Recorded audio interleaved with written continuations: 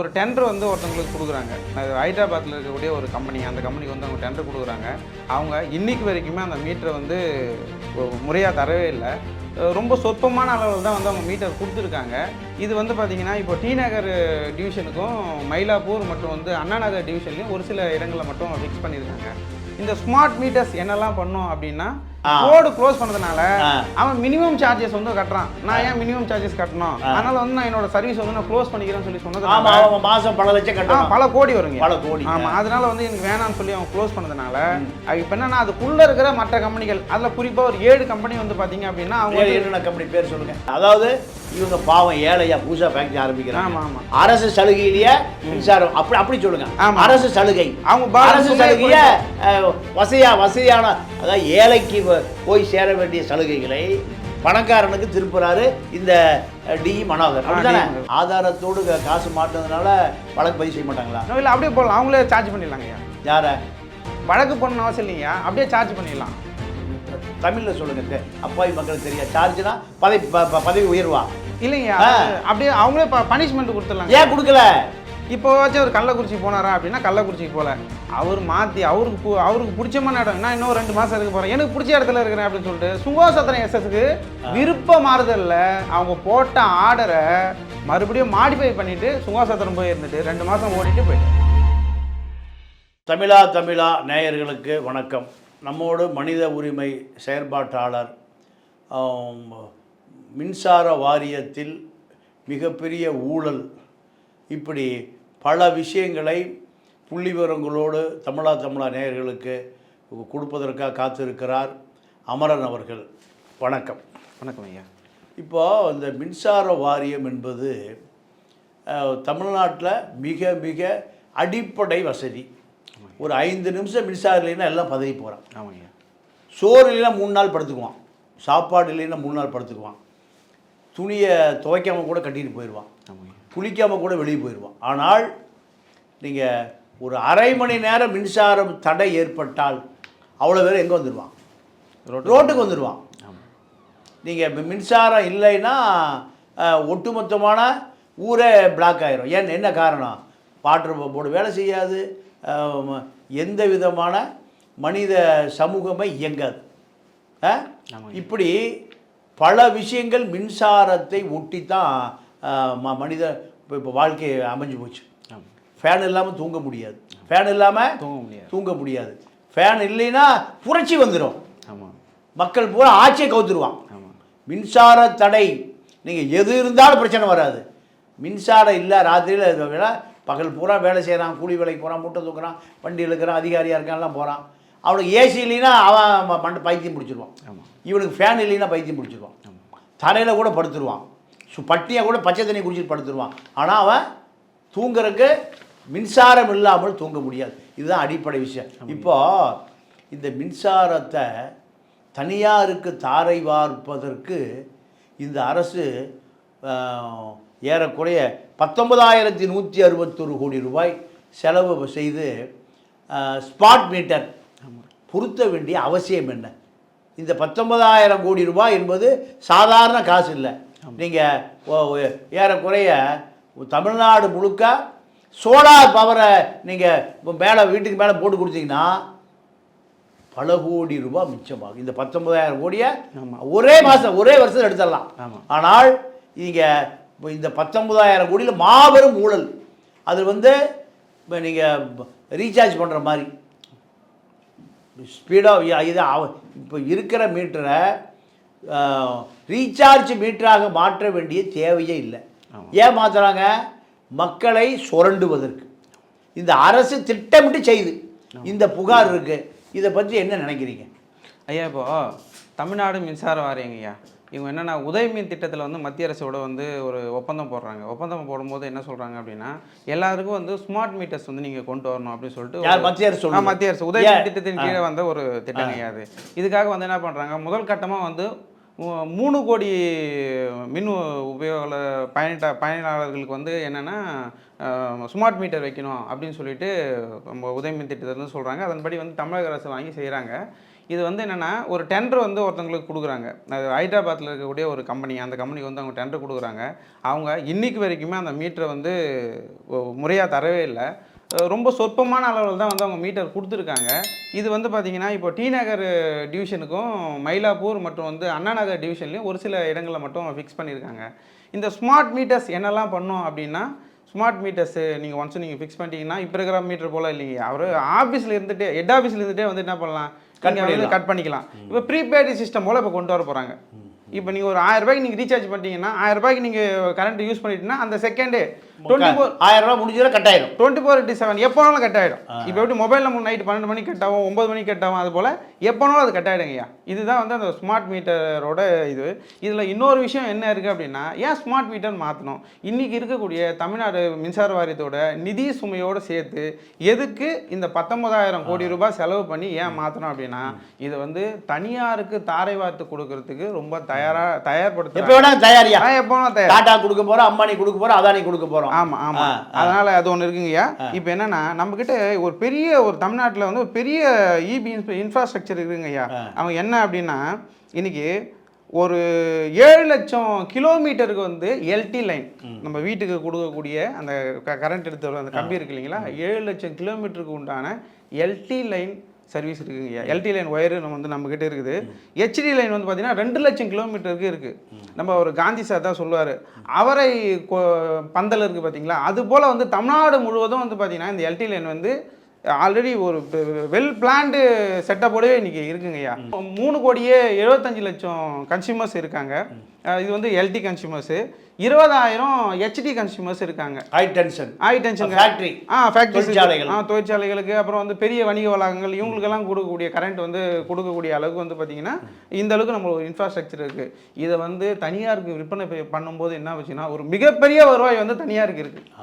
இதை வந்து கருத்தில் கொண்டு தான் அரசாங்கம் வந்து தனியாருக்கு தாரவார்த்தை கொடுக்கறதுக்காக மட்டுமே தயாராக இருக்குங்க. அப்போ மக்கள் பாதிக்கப்படுவான், அதை பற்றி கவலை அது இல்லைங்க. அப்போ தனியார் பலாயிரம் கோடி ரூபா ஆளுங்கட்சி கொடுத்துருவான். ஆமாம். இந்த பலாயிரம் கோடி ரூபா கார்ப்பரேட் நிறுவனங்களிடம் வாங்குவதற்காக மக்கள்கிட்ட எந்த அவேர்னஸும் இல்லை. ஆமாம். அப்போ மக்கள் வந்து இனிமேல்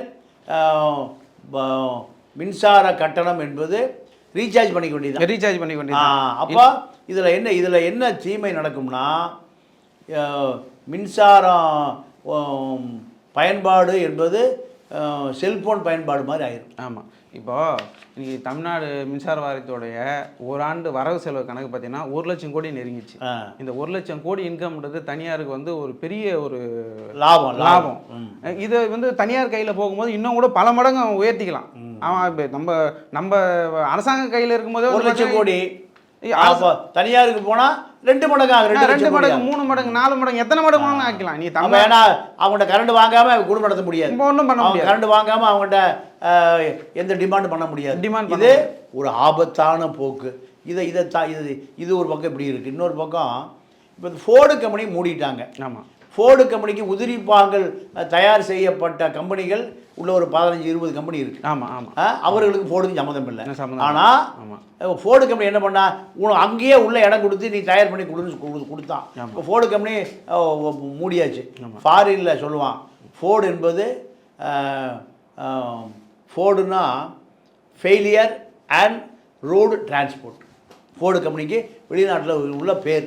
அது ஃபெயிலியர் ஆன் ரோடு டிரான்ஸ்போர்ட் தான் ஃபோர்டு அப்படின்னு எனக்கு ஒரு இலங்கை தமிழர் ஐரோப்பாவில் வந்தவர் சொன்னார்.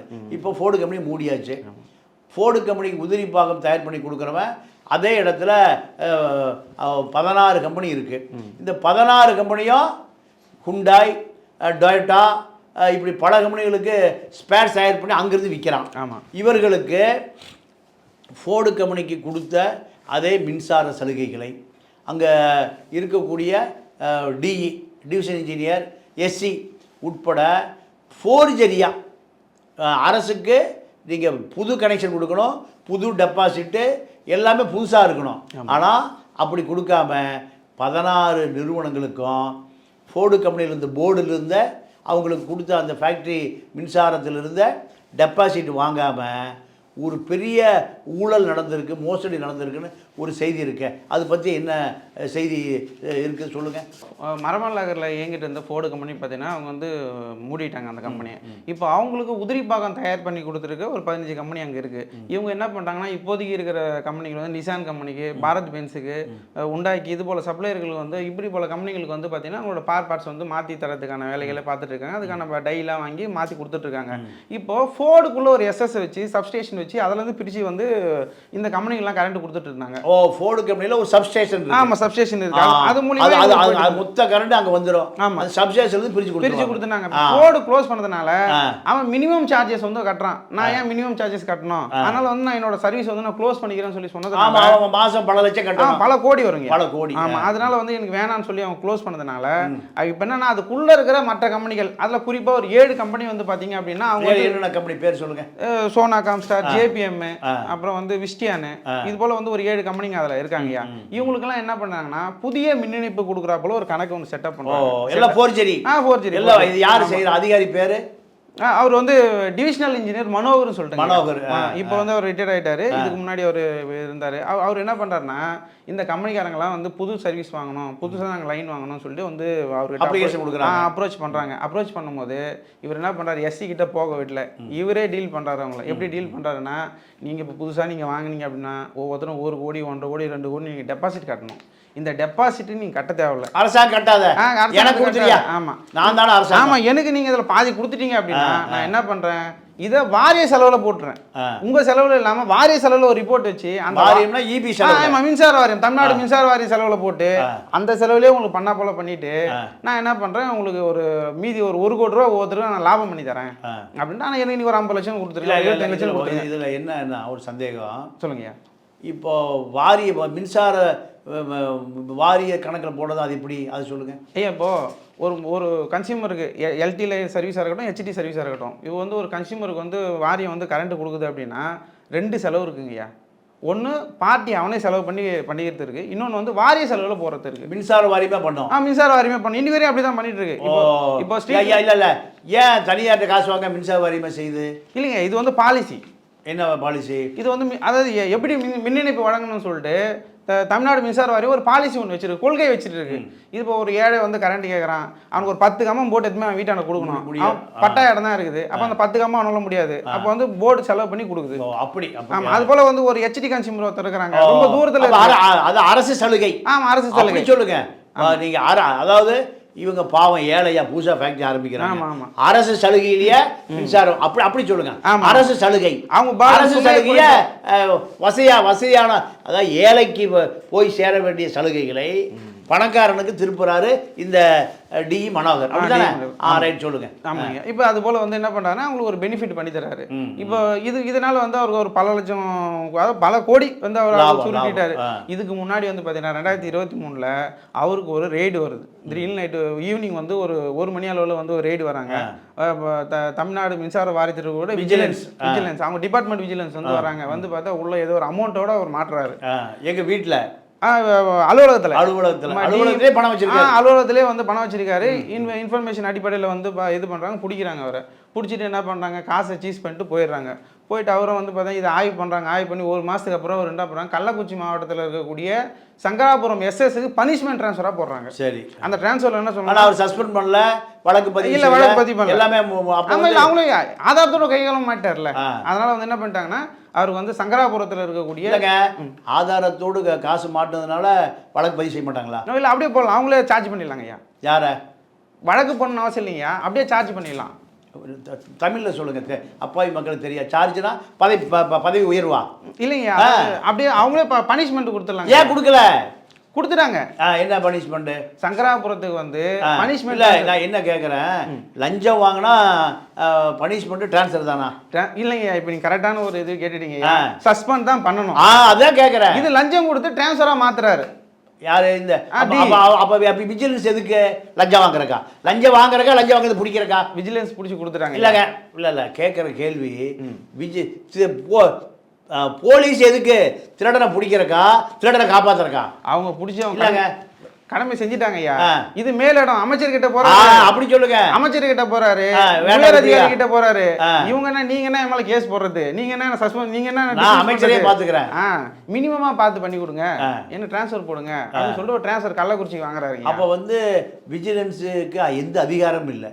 அவங்க வேலையை பார்த்து லஞ்ச ஒழிப்பு துறைக்கு லஞ்சம் கொடுத்துடலாம், அறிக்கை தரதோட சரியா. இல்லை அப்போ சஸ்பெண்ட் பண்ணக்கூடிய அதிகாரம் யாருக்கு இருக்கு? சஸ்பெண்ட் பண்ண ஒரு அதிகாரம் வந்து எஸ்சி பண்ணணும், சிஇ பண்ணணும். ஏன் பண்ணலை? அதுதான் மேலே போய் பேசிட்டாங்களே. அதனால அப்போ இந்த விஜிலன்ஸே வேஸ்ட்டுங்கிறீங்க. வேஸ்ட். ரைட் சொல்லி வாங்க. இப்போ என்ன பண்ணாங்க, பண்ணிட்டாங்க. அவர் போறாரு, போயிட்டு ஒரு மினிமம் பனிஷ்மெண்ட் கொடுங்கன்னு சொல்லி மினிமம் பனிஷ்மெண்ட் வாங்கிட்டு வராரு. சரி வாங்கிட்டு மறுபடியும் அது கள்ளக்குறிச்சிக்காச்சும் போனாரா, போல.